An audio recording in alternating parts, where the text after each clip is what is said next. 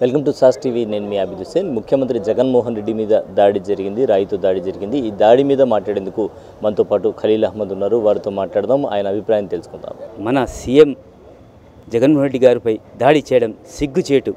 ఎవరైనా కానీ ఒక ప్రతిపక్ష పార్టీ ఈరోజు దాడి చేసి వేరే వాళ్ళ మీద మళ్ళీ ఆయన మీద బురదలు చల్లడం సిగ్గుచేటు. ఈ యొక్క సీఎం గారి మీద దాడి జరిగిందంటే ఎవరైనా ఇలాంటి ప్రతి ఒక్కరు పార్టీల దగ్గర ప్రతి ఒక్కరు ఖండిస్తున్నారు. తప్పకుండా ఇలాంటి చేసే యదవ శాస్త్రాలకి ప్రతి ఒక్కరు గుణపాఠం చెప్తాం. తప్పకుండా ఎలక్షన్లో ఓటుదారి ప్రజలందరూ చూపిస్తారని నేను అనుకుంటున్నాను.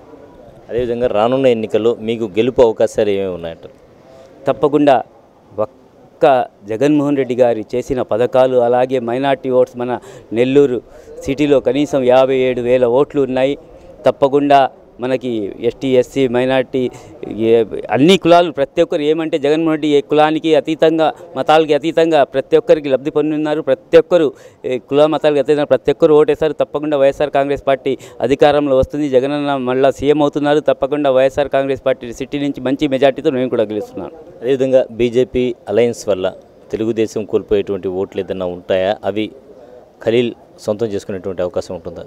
తప్పకుండా వాళ్ళు డబ్బు ఆశ చూపించి కొంతమంది లొంగ తీసుకున్నారు తప్ప ఎవ్వరూ ఇక్కడ వైఎస్ఆర్ కాంగ్రెస్ పార్టీకి వదిలి ఓటు వేసే ప్రసక్తే లేదు. నాయకులు కొంతమంది పోతుంటారు అంతే తప్ప ఓటర్లు కానీ జనాలు కానీ ఎవ్వరూ టీడీపీ పార్టీకి ఓటు వేసే ప్రసక్తే లేదు. ఎందుకంటే అసలు మైనార్టీలు కానీ, క్రిస్టియన్స్ కానీ, ఎస్టీ, ఎస్టీలు కానీ ఎవ్వరు అసలు ఓటు ప్రసక్తి, ఎందుకంటే బీజేపీతో అలయన్స్ ఉన్నారు కాబట్టి. తప్పకుండా వైఎస్ఆర్ కాంగ్రెస్ పార్టీకే ప్రజలందరూ మొగ్గు చూపుతున్నారు. తప్పకుండా వైఎస్ఆర్ కాంగ్రెస్ పార్టీ అధికారంలో రాబోతుంది. తప్పకుండా నెల్లూరు సిటీలో మంచి మెజార్టీతో మేము గెలుస్తున్నాం. ముఖ్యమంత్రి జగన్మోహన్ రెడ్డి మీద జరిగిన దాడి సిగ్గుచేటు అంటారు ఖలీల్ అహ్మద్. అదేవిధంగా దాడిని ఖండిస్తున్నారు. ఇది ప్రతిపక్షాలు చేసినటువంటి ప్రతిపక్షాల కుట్రగా ఆయన అభివర్ణిస్తున్నారు. అలాగే తీసుకుంటే నగరంలో నిలిచిపోయిన అభివృద్ధి పనులు పూర్తి చేస్తాం, 20,000 పైచిలకు మెజార్టీతో గెలిచి తీరుతాం, రికార్డు సృష్టిస్తామంటున్నారు. అదేవిధంగా అభివృద్ధి అనిల్ సహకారంతో నగరంలో ఇప్పటికే అండర్ గ్రౌండ్ డ్రైనేజీ పనులు ఏవైతే ఉన్నాయో మిగిలిపోయినవి పూర్తి చేస్తామని కూడా చెప్తూ ఉన్నారు. ఇది వాటి స్పెషల్ ఇంటర్వ్యూ. కెమెరామెన్ వంశీ కృష్ణారెడ్డితో హుసేన్, సాస్ టీవీ, నెల్లూరు.